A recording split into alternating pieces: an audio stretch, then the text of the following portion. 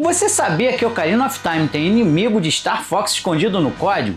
E que levaram mais de 20 anos para descobrir exatamente para que ele servia? Isso nem é a coisa mais bizarra que acharam nesse jogo. Fala rapaziada, aqui é o Tony, sejam muito bem-vindos a mais um vídeo do canal Get Start Games Brasil. The Legend of Zelda Ocarina of Time é de 1998, mas a real é que a gente ainda não terminou de zerar esse jogo. Depois que o código dele foi destrinchado pela comunidade, começaram a aparecer segredos, áreas cortadas, inimigos escondidos e até pistas de dungeons que nunca chegaram na versão final. Hoje eu vou te mostrar 7 fatos e descobertas que só foram entendidos de verdade pela comunidade muito tempo depois do lançamento, coisa que revista de banca nenhuma foi capaz de te contar na época. Então, se você é fã de Zelda e do Nintendo 64, já aproveita e deixa o like agora, porque isso ajuda demais o vídeo a chegar em mais gamers perdidos por aí. E fica até o final, porque o fato 7 é justamente sobre um dos maiores mitos da história dos videogames. Fato 1. O Airwing de Star Fox escondido em Hyrule. Durante anos rolou o boato de que tinha coisa de Star Fox dentro de Ocarina. E sim, é verdade. No código do jogo existe um Airwing completo com IA, ataques e animações. A galera descobriu que ele era usado pelos desenvolvedores para testar o sistema de mira do Z-Targeting, porque o movimento de voo era perfeito para isso. A doideira é que com códigos e mods dá para spawnar o Airwing em campo aberto e lutar contra ele como se fosse um inimigo normal. Ou seja, Ocarina of Time tinha um mini crossover escondido só para os devs verem. Fato 2. A dungeon que virou apenas um diálogo. Por muito tempo se falava de um Temple of Light que nunca apareceu no jogo. Quando fuçaram o código a fundo, acharam restos de scripts e referências internas a eventos ligados a esse templo. A teoria mais aceita hoje é que o Temple of Light chegou a ser planejado como uma dungeon completa, mas boa parte acabou sendo condensada na cena em que o Link encontra o Hyrule no Chamber of Sage. Ou seja, uma dungeon inteira virou praticamente uma cutscene. Fato 3. Os medalhões quase foram itens com poderes. Os medalhões dos sábios na versão final são praticamente simbólicos, mas escavando os dados descobriram que alguns medalhões tinham efeitos programados como se fossem itens equipáveis. Por exemplo,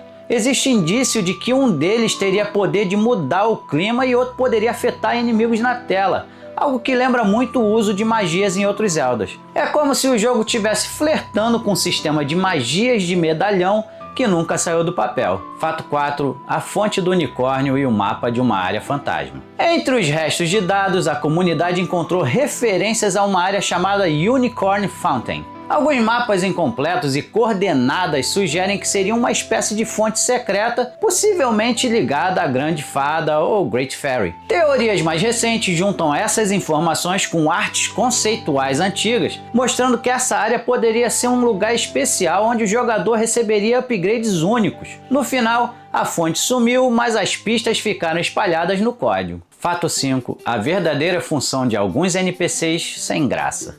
Sabe aqueles NPCs que parecem estar lá só para encher a cidade? Vasculhando scripts, descobriram que alguns tinham rotinas e diálogos extras planejados, incluindo pequenas quests que nunca foram ativadas na versão final. Em especial, alguns personagens de Castletown teriam reação diferente ao progresso da história, quase como um sistema de vida da cidade mais complexo. Hoje a gente só vê uma parte disso, o resto ficou perdido nas linhas de código. Fato 6. O sistema de prioridades da nave. Por muito tempo, a nave parecia só uma fadinha que grita "Hey, listen!". Mas analisando o código, a galera descobriu um sistema bem mais complexo de prioridade de alvos e dicas. Ela pensa em ordem, perigo imediato, novidade na área, tutorial que ainda não foi acionado e só depois enche o saco com coisas mais óbvias. Na prática, muito dessa lógica acaba cortada ou simplificada pelo ritmo do jogo, mas por trás tem uma IA bem mais elaborada do que a gente imaginava num jogo de 1998. Fato 7. O mito da Triforce e o que realmente existia no cartucho. Nos anos 2000, todo mundo tinha um amigo que jurava que dava para pegar a Triforce em Ocarina. Depois que o código foi completamente dissecado, ficou claro: